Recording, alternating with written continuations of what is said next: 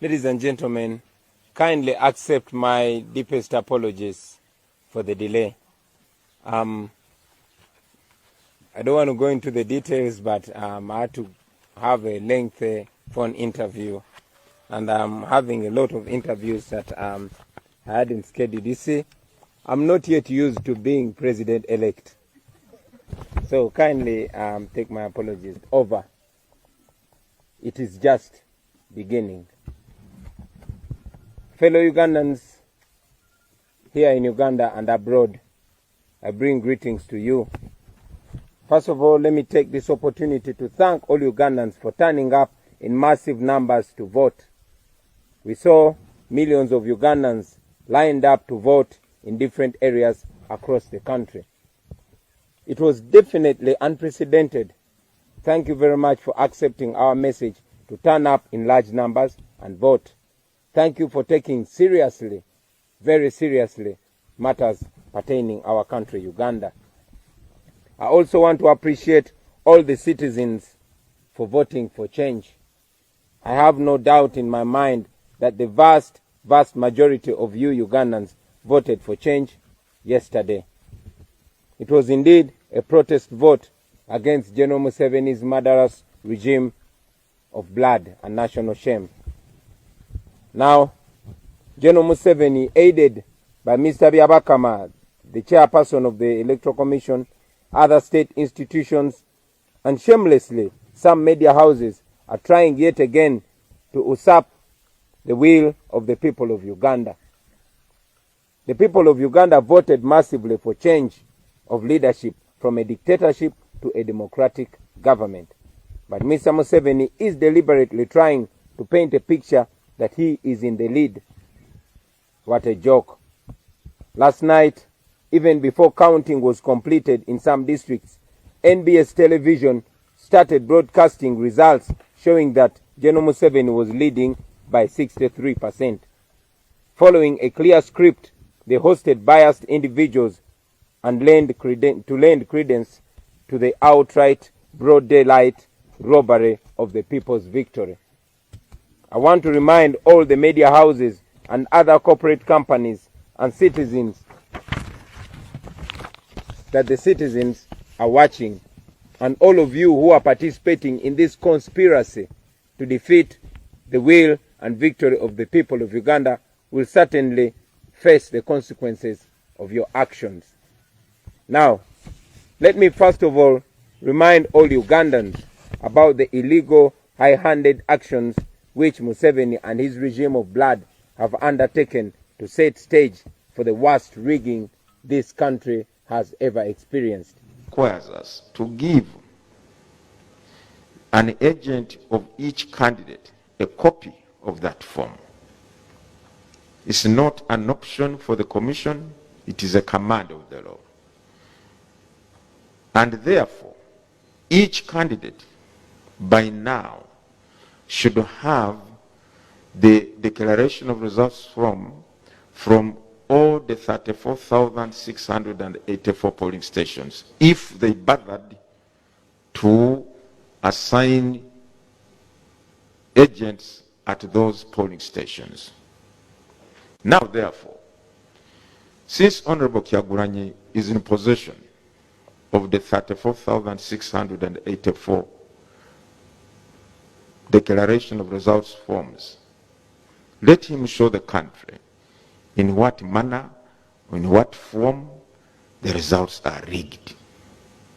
As I said yesterday, the Commission here are the last people to know the outcome, because we can only get to know the outcome from each polling station as and when our returning officers from the respective districts transmit the results.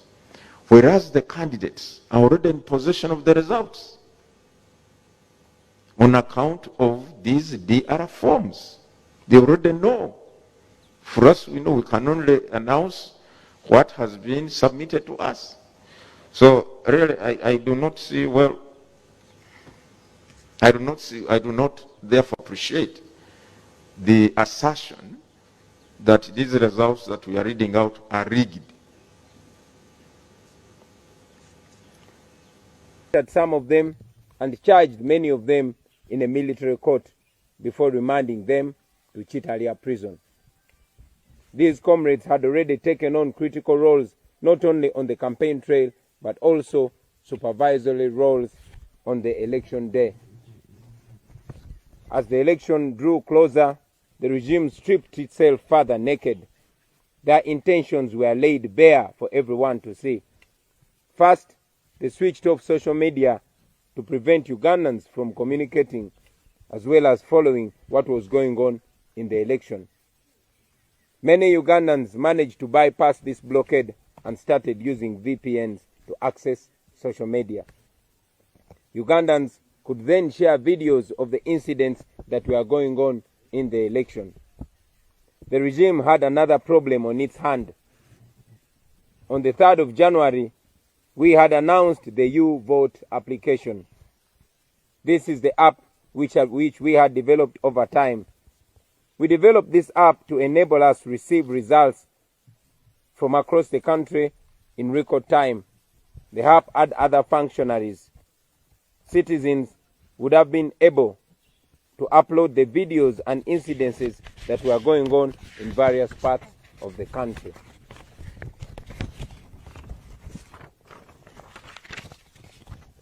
Knowing that this would expose them to the world, the regime, in an unprecedented manner, moved to switch off the internet completely. And they indeed switched off the internet completely. If they had nothing to hide, why keep the citizens in the dark? Why keep the world in the dark? They denied accreditation to election observers, including the European Union and the United States. Museveni knew what he was planning to do. He could not stand an election being observed by independent poll observers. Local media houses were ordered not to report incidences of vote rigging and violence by the military against the citizens. Yesterday on election day, as the nation went to the polls and the regime engaged in incredible acts of violence and rigging, without credible election observers, coupled with intimidation or compromised local media, as well as the internet switched off, Museveni had a field day. As we have been saying, a week to the election, the military and the police conducted operations in different districts of the country where our sub-region and district leaders were arrested and kept in prison without charge. Many of them in the districts of Lira, Moroto, Bunyangabo, Bundibujo, and very many others were arrested only to be released yesterday evening after election without any charge. Yesterday in Western Uganda and Northern Uganda, many of our polling agents were arrested and many chased away from polling stations. This happened in various counties and sub-counties of all districts in Western Uganda, as well as areas of Northern Uganda. In Kamwenje, Minister Frank Tumwebaze ordered for the arrest of all our polling agents within the district. In Butaleja, in the eastern region, Minister Irene Muloni ordered the guards to beat up all our polling agents and detain them. Let me make this unequivocally clear. Almost in the entire region of Western Uganda and Northern Uganda, there was actually no voting. We received thousands of calls and messages telling us how the election was a complete sham in those areas. In Bunyangabo, in Chitagwenda, in Kabale, in Rubanda, in Barara, in Chiruhura, in Kazo, and Isinjiro, and many other districts, there was no secret ballot in most polling stations. The military gave people pre-ticked ballots. They gave them pre-ticked ballot papers. In other cases, some people were ordered to vote from the desk in the presence of everyone. In Kwania, in Bulambuli, in Karenga, and many other places, some ballot boxes were opened and ballot papers were put in there.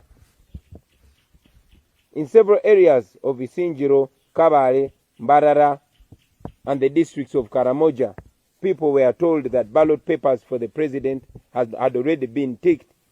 All they had to do was to vote for their members of parliament only.